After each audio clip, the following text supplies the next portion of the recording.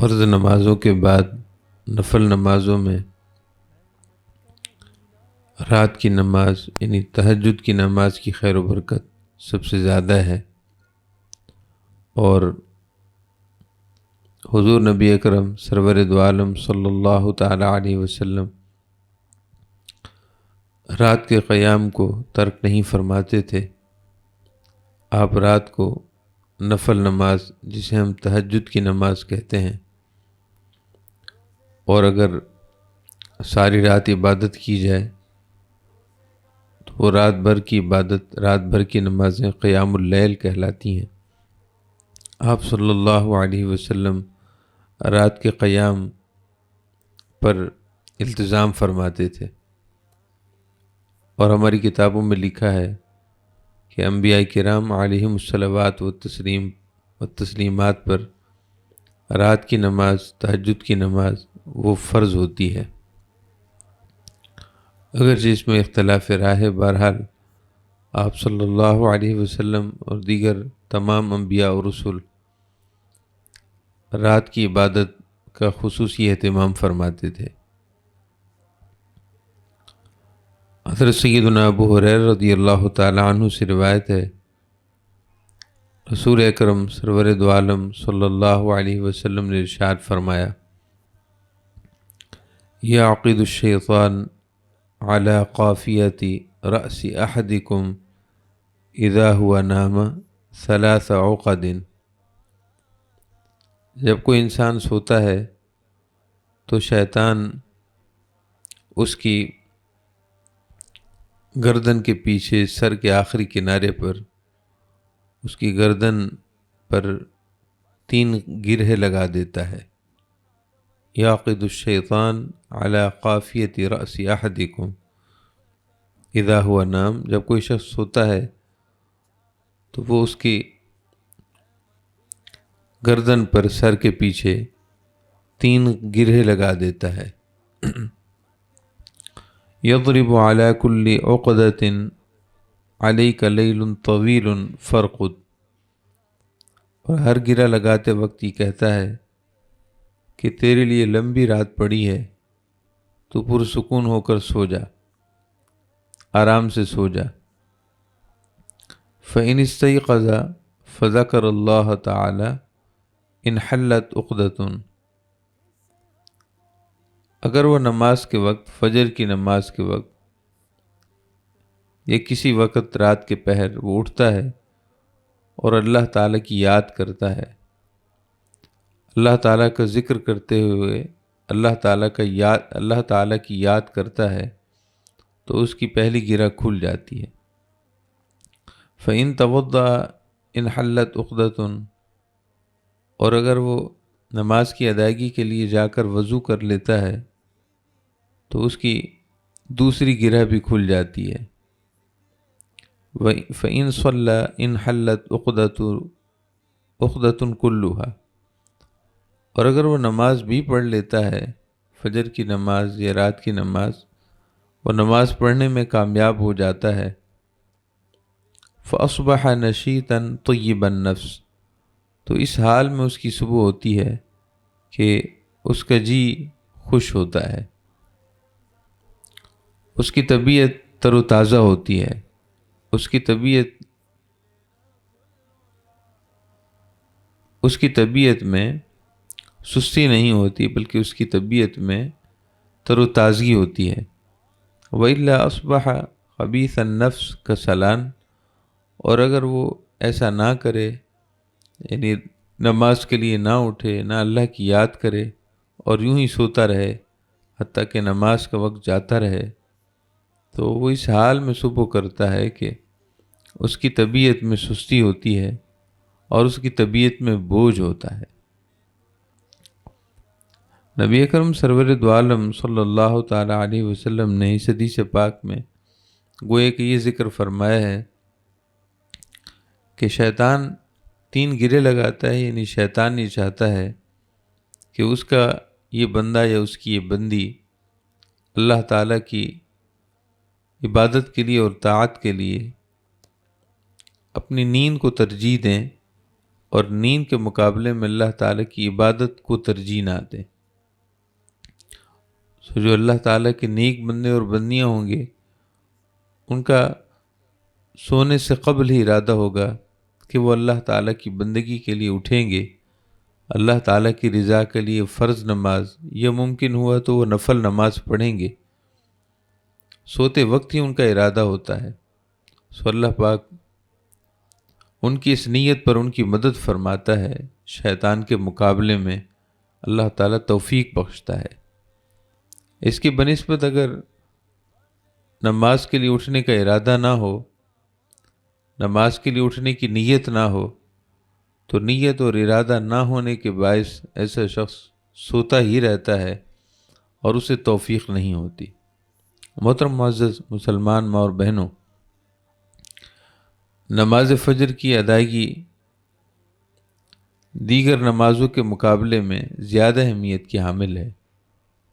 اور اس بارے میں حدیث پاک بھی آئی ہے۔ نبی اکرم سرور دو عالم صلی اللہ علیہ وسلم نے ارشاد فرمایا کہ نماز فجر اور نماز عشاء، اس میں جو خیر و برکت ہے، اگر لوگوں کو معلوم ہو جائے اس کی خیر و برکت کے بارے میں، تو لَأَتَوْهُ مَا حَبْوًا، اگرچہ انہیں گھٹنوں کے بل گھسیٹ کر اپنے آپ کو مسجد لانا پڑے اور گھٹنوں کے بل گھسیٹ کر نماز کی ادائیگی کی مشقت برداشت کرنا پڑے، تو وہ یہ بھی کریں، اس لیے کہ اس کی خیر اور اس کی برکت بہت زیادہ ہے۔ نبی اکرم سرور دو عالم صلی اللہ تعالی علیہ وسلم نے ارشاد فرمایا کہ سب سے بہترین نماز وہ رات کی نماز ہے۔ افضل الصیام بعد رمضان شہر اللہ المحرم وافضل الصلاة بعد الفریضہ صلاة اللیل، کہ ماہ رمضان کے روزوں کے بعد سب سے افضل روزے وہ اللہ کے مہینے محرم شریف کے ہیں۔ ماہ رمضان کے فرضی روزوں کے بعد سب سے افضل روزے شہر اللہ المحرم وہ اللہ کے مہینے محرم کے ہیں۔ وافضل الصلاة بعد الفریضہ صلاة اللیل، اور فرض نمازوں کے بعد سب سے افضل نماز وہ رات کی نماز ہے۔ محترم معزز مسلمان ماں اور بہنوں، نماز کی اہمیت کے حوالے سے آپ نے پچھلے درس میں بہت کچھ سنا تھا، لیکن بالخصوص نماز فجر کی جو ادائیگی ہے، اس میں چونکہ زیادہ ہمت صرف کرنا پڑتی ہے، رات کی نیند کو چھوڑ کر اللہ رب العزت کے حضور حاضر ہونے کے لیے اپنی طبع سے اور اپنی طبیعت کے مقابلے میں ایک قسم کا جہاد کرنا پڑتا ہے، لہذا اس کی فضیلت زیادہ ہے۔ نبی اکرم سرور دو عالم صلی اللہ تعالی علیہ وسلم نے ارشاد فرمائے کہ اللہ تعالیٰ کی طرف سے تمہارے لیے نماز ایک ذمہ ہے، ذمہ داری ہے، اور اللہ رب العزت تم سے اس ذمہ داری کے بارے میں پوچھے گا، اس ذمہ داری کے بارے میں سوال کرے گا۔ تو اللہ رب العزت کی اس ذمہ داری کو، اللہ تعالیٰ کی طرف سے سونپی گئی اس ذمہ داری کو ادا کرو۔ حضرت سیدنا عبداللہ بن عمر رضی اللہ تعالیٰ عنہ سے روایت ہے، نبی اکرم صلی اللہ علیہ وسلم نے ارشاد فرمایا کہ ان فی الجنت غرفۃ یرا ظاہرها من باطنها وباطنها من ظاہرها، کہ جنت میں ایک عالیشان محل ایسا ہے کہ جس کی دیواریں اتنی شفاف ہیں کہ ان کے باہر سے ان کا اندر کا منظر دکھائی دیتا ہے۔ اور اندر سے باہر کا منظر صاف دکھائی دیتا ہے۔ جنتی اس محل کی شفافیت اور اس کی خوبصورتی اتنی ہے کہ اندر سے باہر اور باہر سے اندر کا منظر صاف دکھائی دیتا ہے۔ فقال ابو مالک الاشعری، صحابی رسول سیدنا ابو مالک الاشعری رضی اللہ تعالیٰ عنہ عرض گزار ہوئے، لمن ہی یا رسول اللہ صلی اللہ علیہ وسلم، اے اللہ کے پیارے رسول صلی اللہ علیہ وسلم، یہ شان والے محل کن لوگوں کے لیے ہوں گے؟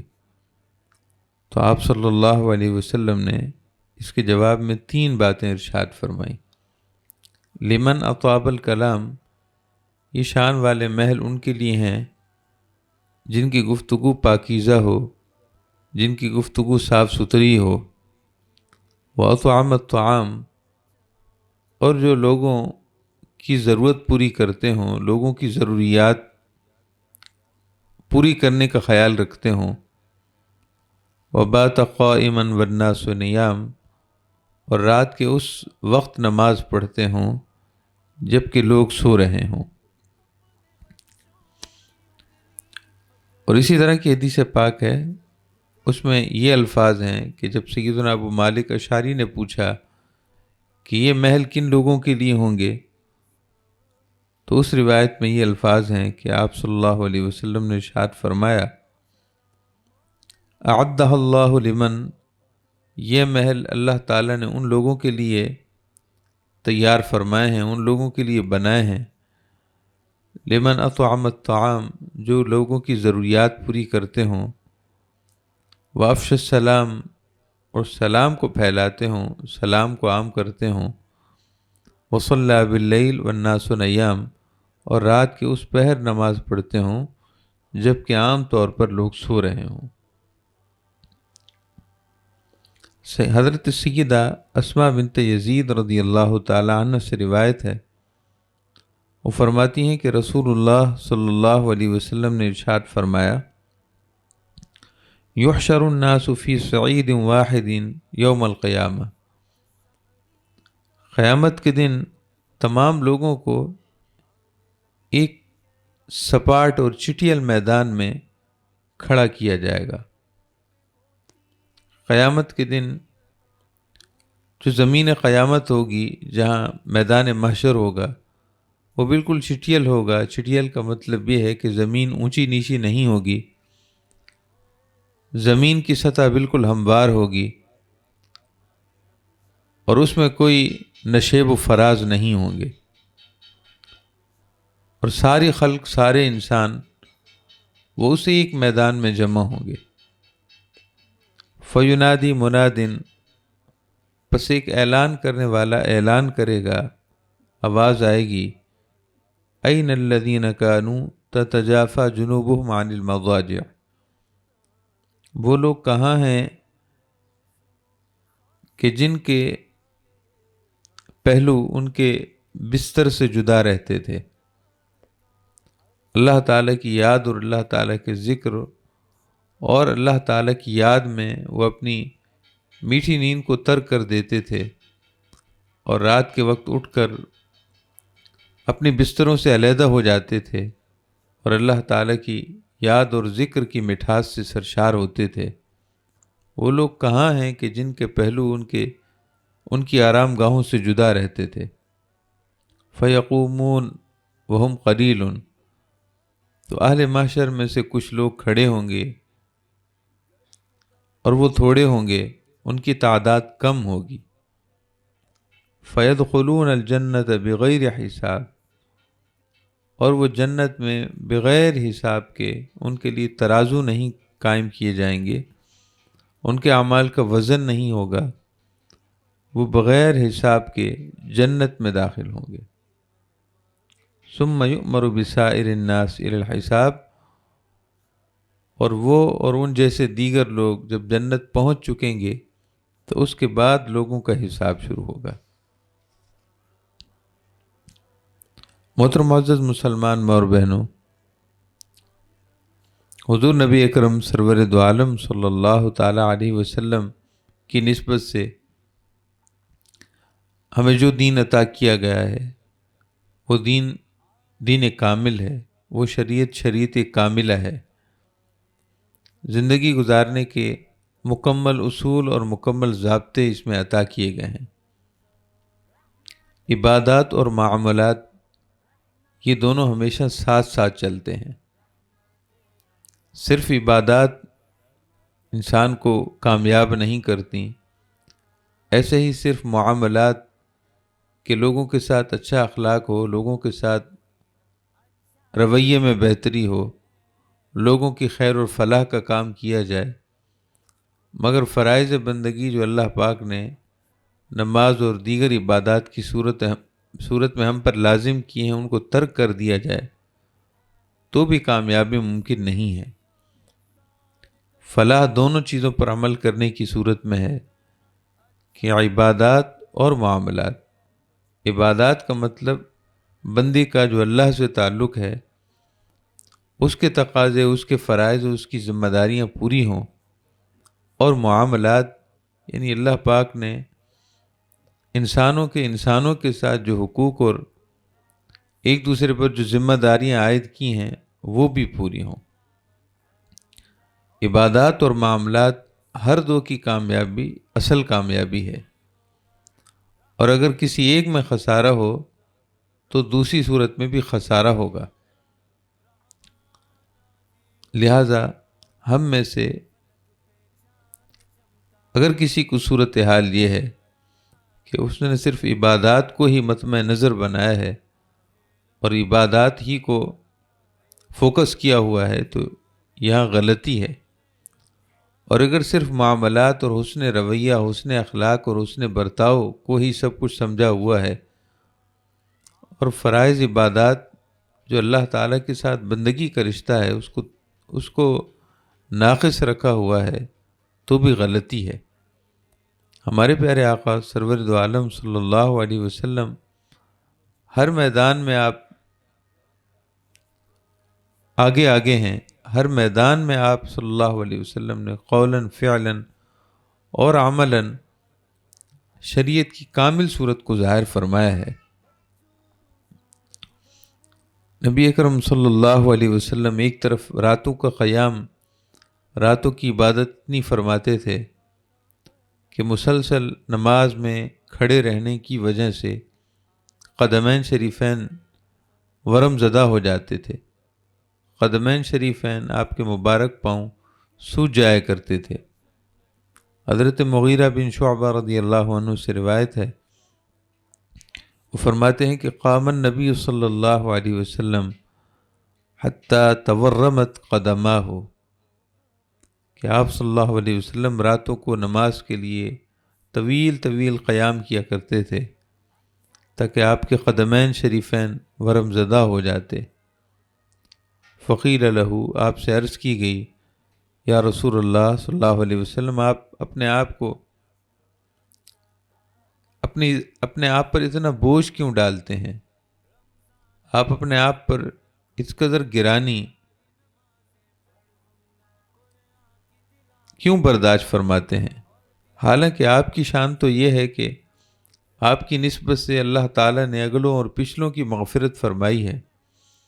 آپ کی نسبت کی خیر و برکت اگلوں اور پچھلوں کو حاصل ہے، آپ کی نسبت کی برکت آپ کی تشریف آوری سے پہلے بھی لوگ پاتے رہے اور آپ کے وسیلے سے مغفرت پاتے رہے، اور یا رسول اللہ صلی اللہ علیہ وسلم، آپ کے بعد بھی آپ کی امت آپ کے وسیلے اور آپ کی نسبت کی خیر و برکت سے مغفرت پائے گی اور اللہ تعالیٰ ان کی مغفرت فرمائے گا۔ آپ اپنے آپ پر اس قدر عبادت کی مشقت کا بوجھ کیوں لیتے ہیں؟ تو آپ صلی اللہ علیہ وسلم جواباً ارشاد فرماتے تھے، افلا اکون عبدا شکورا، میرے رب کے جب مجھ پر اتنے احسانات اور اتنی نعمتیں ہیں تو کیا میں شکر گزار نہ بنوں، اپنی شکر گزاری کا اظہار نہ کروں؟ میرے رب کا یہ فضل مجھ پر ہے اور برحق ہے، مگر میں اپنے رب تعالیٰ کی ان نعمتوں پر احسان تشکر بجا لانا چاہتا ہوں، اور یہ سب میری کوشش اور محنت اور عبادت کی تعب یہ اس لیے ہے کہ میں اللہ تعالیٰ کی بارگاہ میں اظہار تشکر اور ہدیہ تشکر پیش کر سکوں۔ تو ایک طرف آپ صلی اللہ علیہ وسلم کی راتوں کی عبادت کا حال یہ تھا، دوسری طرف آپ اپنی ازواج مطہرات، آپ صلی اللہ علیہ وسلم اپنے اہل بیت اطہار، صحابہ کرام علیہم رضوان کے ساتھ اٹھنے بیٹھنے والے اور ان کے ساتھ ان کی ضروریات سننے والے اور ان کی ضروریات پوری کرنے والے تھے۔ نبی اکرم صلی اللہ تعالیٰ علیہ وسلم کی متعدد ازواج تھیں، ایک سے زائد ازواج تھیں، اور آپ صلی اللہ علیہ وسلم سب کے حقوق بہم ادا کرنے والے تھے۔ یہ آپ صلی اللہ تعالیٰ علیہ وسلم کی امتیازی شان ہے، جہاں آپ کے لیے تعدد ازواج یعنی 4 سے زیادہ ازواج مطہرات اللہ پاک نے جائز رکھی ہیں۔ ان کی بے شمار حکمتوں میں سے ایک حکمت یہ ہے تاکہ شان رسالت مآب صلی اللہ علیہ وسلم جو احسان اور مہربانی کی ہے وہ ظاہر ہو، کہ یہاں معاملہ یہ ہے کہ ہم ایک دوسرے کے انفرادی حقوق ادا کرنے میں ہم سے کوتاہی ہو جاتی ہے، اور وہاں آپ صلی اللہ علیہ وسلم کی شان دیکھیے کہ متعدد ازواج ہیں، اور ازواج کے درمیان طبی اعتبار سے سوکن ہونے کی وجہ سے ایک طرح سے وہ محبت اور الفت اس کا ہونا ایک طبی اعتبار سے ناممکن سی صورت ہے، لیکن اس کے باوجود آپ صلی اللہ علیہ وسلم کا حسن اخلاق، حسن مروت، حسن تربیت کی شان یہ ہے کہ ازواج مطہرات وہ باہم ایک دوسرے کا خیال رکھنے والی ہیں، اور آپ صلی اللہ علیہ وسلم سب کے حقوق اس طرح ادا فرما رہے ہیں کہ سب حضور کی ذات سے خوش ہیں، اور آپ صلی اللہ علیہ وسلم کے بارے میں کسی کو کوئی شکوہ اور کوئی شکایت نہیں ہے۔ تو نبی اکرم صلی اللہ تعالیٰ علیہ وسلم کی ذات اقدس میں اور آپ کی سنت طیبہ میں عبادات اور طاعات یکساں دونوں کا معاملہ ہمیشہ مکمل رہا ہے۔ محترم معزز مسلمان ماں اور بہنوں، ماہ رمضان کی مقدس گھڑیوں میں اللہ تعالیٰ کے ساتھ صحیح معنوں میں اس تعلق کو استوار کرنے کے لیے مسلسل دعا مانگی جائے، اللہ تعالیٰ سے اس کی رضا طلب کی جائے، اللہ تعالیٰ کی بارگاہ میں اس کی توفیق خاص کا سوال کیا جائے۔ اللہ تعالیٰ جب کسی سے محبت فرماتا ہے تو اسے توفیق کے راستے کے ذریعے اپنی طرف متوجہ فرماتا ہے۔ جب اللہ تعالیٰ کسی سے محبت فرماتا ہے تو توفیق کے راستے سے اس کی محبت ظاہر ہوتی ہے، اور توفیق کسے کہتے ہیں؟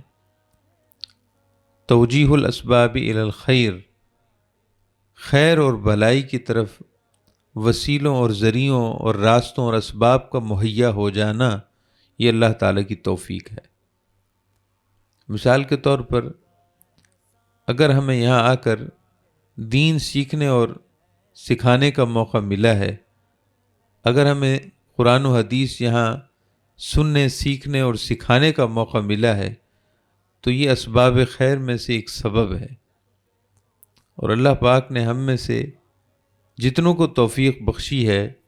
یعنی یہ موقع عطا فرمایا ہے، یقیناً اللہ تعالیٰ کی ایک محبت کی نشانی ہے کہ اللہ تعالیٰ جس سے محبت فرماتا ہے اسے توفیق یعنی اسباب خیر مہیا فرما دیتا ہے۔ بندے کا کام مقصد تک پہنچنا ہے، اور اللہ پاک اسباب مہیا فرمانے والا ہے۔ اسباب اللہ پاک مہیا فرماتا ہے، پھر بندے کی اپنی تغض اور کوشش ہوتی ہے کہ وہ اس وسیلے، اس سبب، اس ذریعے سے اپنے لیے کتنا حصہ حاصل کرتا ہے۔ حضور اکرم سرور دو عالم صلی اللہ تعالیٰ علیہ وسلم کہ صحابہ کرام، آپ کے اہل بیت اطہار، وہ اللہ تعالیٰ سے توفیق مانگا کرتے تھے، اللہ تعالیٰ سے توفیق کا سوال کرتے تھے، اور قرآن پاک میں بھی اس کا ذکر ہے۔ حضور اکرم سرور دو عالم صلی اللہ تعالیٰ علیہ وسلم نے دعا کو سعادت مندی کا ذریعہ قرار دیا ہے۔ دعا اللہ تعالیٰ سے تعلق کو مضبوط کر دیتی ہے۔ دعا میں وہ قوت اور طاقت ہے کہ پہاڑوں جیسی تکالیف بھی دور ہو جاتی ہیں۔ دعاؤں میں اللہ تعالیٰ نے وہ اثر رکھا ہے کہ بڑی بڑی مشکلات ہو کر بھی پریشان نہیں کرتی۔ آپ صلی اللہ علیہ وسلم کے ارشاد پاک ہے، الدعاء سلاح المؤمن، دعا صاحب ایمان کا ہتھیار ہے۔ ہتھیار دشمن کے ساتھ مقابلہ کرنے میں استعمال ہوتا ہے۔ ہتھیار اور سلاح یہ دشمن کے حملے کے روک کے لیے اور دشمن پر جوابی حملہ کرنے کے لیے دفاع اور حملے کا کام دیتا ہے ہتھیار۔ تو دعا کس دشمن کے مقابلے میں ہتھیار ہے؟ تو شیطان کے مقابلے میں صاحب ایمان کا ہتھیار دعا ہے، کیونکہ شیطان انسان کو اللہ تعالیٰ سے یا تو مایوس کر دیتا ہے یا تو اللہ تعالیٰ سے اسے بے خوف کر دیتا ہے۔ شیطان کے حملے کے بنیادی یہی دو طریقے ہوتے ہیں، انسان کو اللہ تعالیٰ سے دور کرنے کے لیے یا تو اسے مایوس کر دیتا ہے یا تو اسے بے خوف کر دیتا ہے، اور دعا ان دونوں چیزوں میں کام آتی ہے۔ دعا کرنے والا صاحب ایمان نہ اللہ تعالیٰ کی رحمت سے کبھی مایوس ہوتا ہے، چونکہ وہ مسلسل اللہ تعالیٰ کی بارگاہ میں اور اللہ تعالیٰ کے دروازے پر حاضر ہوتا ہے، اور اسی طرح دعا کبھی صاحب ایمان کو اللہ تعالیٰ سے بے خوف بھی نہیں کرتی، نڈر نہیں کرتی، بے باک نہیں کرتی، بلکہ ہر دم ہر لحظہ اسے اللہ تعالیٰ کے تعلق کا پاس اور لحاظ ہوتا ہے۔ وہ یہ نعمت کھونا نہیں چاہتا۔ دعا کے ذریعے جو اسے اللہ تعالیٰ کی بارگاہ میں مناجات اور اللہ تعالیٰ کی بارگاہ میں اپنی التجاؤں اور اپنی ارزداش پیش کرنے کا جو حرم اور موقع اور محراب نصیب ہے، وہ نہیں چاہتا کہ وہ اس سے دور ہو جائے، سو وہ ہر دم خوف زدہ رہتا ہے، اس خوف میں کہ اللہ تعالیٰ کا تعلق وہ مجھ سے نہ چھوٹے اور اللہ تعالیٰ کے تعلق میں کوئی کمی نہ آئے۔ سیدنا امام غزالی رحمۃ اللہ تعالی علیہ نے احیاء العلوم میں لکھا ہے کہ ایک بزرگ بازار کی طرف گئے اور انہیں ایک کنیز خرید کرنی تھی، ایک خادمہ ایک کنیز خریدنی تھی۔ وہ غلاموں اور کنیزوں کی خرید و فروخت کا دور ہوا کرتا تھا۔ اس زمانے میں انسان بکا کرتے تھے، عبد اور غلامی کا دور تھا۔ تو آپ بازار میں کنیز اور خادمہ خرید کرنے کے لیے پہنچے، تو ایک شخص اپنی کنیز بیچ رہا تھا، تو وہ بزرگ فرمانے لگے کہ اسے بیچتے ہو؟ اس نے عرض کی کہ جی ہاں بیچتا ہوں، مگر اس میں 3 خرابیاں ہیں۔ میں وہ 3 خرابیاں ذکر کر کے آپ کو ذکر کرنا چاہتا ہوں، تاکہ کل کو آپ یہ نہ کہیں کہ اس میں خرابی تھی اور تم نے بتایا نہیں۔ اس میں 3 خرابیاں ہیں۔ ایک یہ ہے کہ یہ کم بولتی ہے، زیادہ نہیں بولتی۔ دوسرا یہ ہے کہ یہ کم کھاتی ہے، اور تیسرا یہ ہے کہ رات کو کم سوتی ہے۔ اس میں یہ 3 خرابیاں ہیں، زیادہ بولتی نہیں اور زیادہ کھاتی نہیں، اور رات کو یہ زیادہ سوتی نہیں ہے، جاگتی رہتی ہے۔ وہ بزرگ فرمانے لگے کہ مجھے گھر کے کام کاج کے لیے اور گھر کی دیگر ضروریات سے کام ہے، اس کے کھانے پینے اور دیگر امور اس کی ذاتی چیزیں ہیں، باقی تو اس میں کوئی نقص اور خرابی تو نہیں۔ اس نے عرض کی کہ جی نہیں، اپنی ذمہ داریاں پوری ادا کرتی ہے۔ وہ بزرگ فرماتے ہیں کہ میں اس کنیز اور خادمہ کو خرید کر لے آیا۔ جب رات کا وقت ہوا تو آپ فرماتے ہیں کہ میں نے اس کنیز کو دیکھا کہ وہ اللہ تعالیٰ کے حضور نماز پڑھ رہی ہے، اور نماز میں جب وہ سجدے میں گئی، سجدے کی حالت میں اللہ تعالیٰ کی بارگاہ میں وہ زار و قطار رو رہی تھی، اور اللہ تعالیٰ سے دعا و مناجات کے الفاظ اس کی زبان پر تھے، اور وہ اللہ تعالیٰ کی محبت میں روئی جا رہی تھی۔ جب میں اس کے قریب ہوا تو وہ نماز کے دوران سجدے میں یہ عرض کر رہی تھی کہ یا رب العالمین، تجھے اس محبت کا واسطہ جو تجھے مجھ سے ہے، مجھے اپنی محبت عطا فرما۔ یا اللہ، تجھے اس محبت کا واسطہ جو تجھے مجھ سے ہے، مجھے اپنی محبت عطا فرما۔ وہ بزرگ ارشاد فرماتے ہیں کہ جب وہ نماز سے فارغ ہوئی تو میں نے اس کنیز سے یہ کہا کہ یہ تم نے بہت بڑی بات کی ہے، یہ تم نے بہت بڑی بات کی ہے کہ اس محبت کا واسطہ جو اللہ کو تجھ سے ہے، تمہیں کیسے معلوم ہوا کہ اللہ کو تم سے محبت ہے؟ تم یوں کہتی کہ یا اللہ، مجھے تجھ سے محبت ہے، تم اپنی محبت کا اظہار کر سکتی ہو، مگر تمہیں یہ کیسے پتہ چل گیا اور تم نے یہ کیسے کہہ دیا کہ یا اللہ، اس محبت کا واسطہ جو تجھے مجھ سے ہے، اللہ کا تم سے محبت ہونا، یہ تمہیں کیسے معلوم ہوا کہ تم اتنی بڑی بات کر رہی ہو؟ وہ کنیز عرض کرنے لگی کہ اے میرے آقا، اے میرے مالک، سادہ سی بات ہے کہ اللہ پاک کو مجھ سے محبت ہے۔ یہی وجہ ہے کہ دنیا سو رہی ہے، لوگ سو رہے ہیں، لیکن اللہ پاک نے مجھے اپنی عبادت کی توفیق بخشی ہے۔ اس کی طرف سے یہ توفیق ملنا اس کے محبت کرنے کی نشانی ہے۔ اگر اللہ پاک مجھ سے محبت نہ کرتا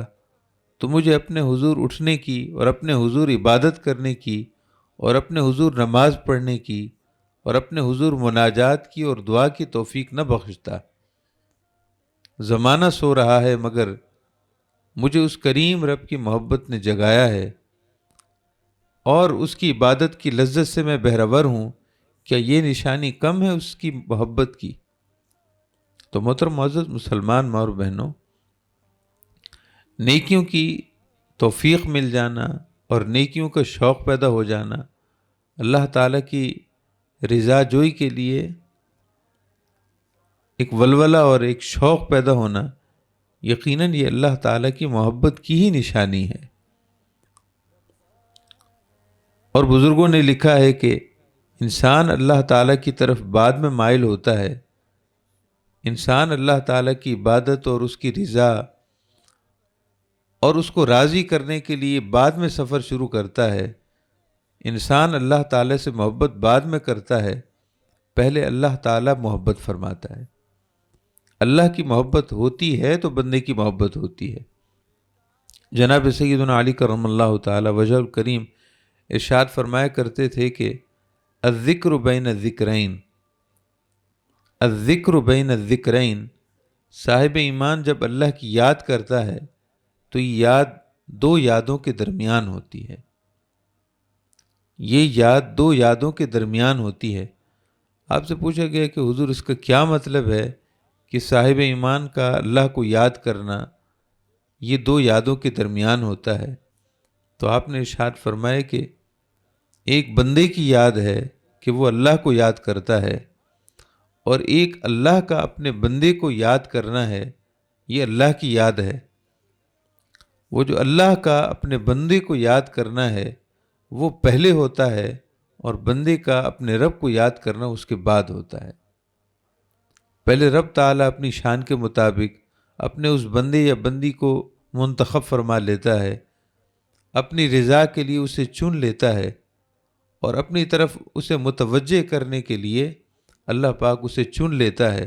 بس اس کے چننے کی دیر ہوتی ہے، پھر بندہ اپنے رب کی طرف متوجہ ہو جاتا ہے۔ امام غزالی رحمۃ اللہ علیہ نے احیاء العلوم میں کئی لوگوں کے واقعات لکھے تھے جو کبھی چرواہے تھے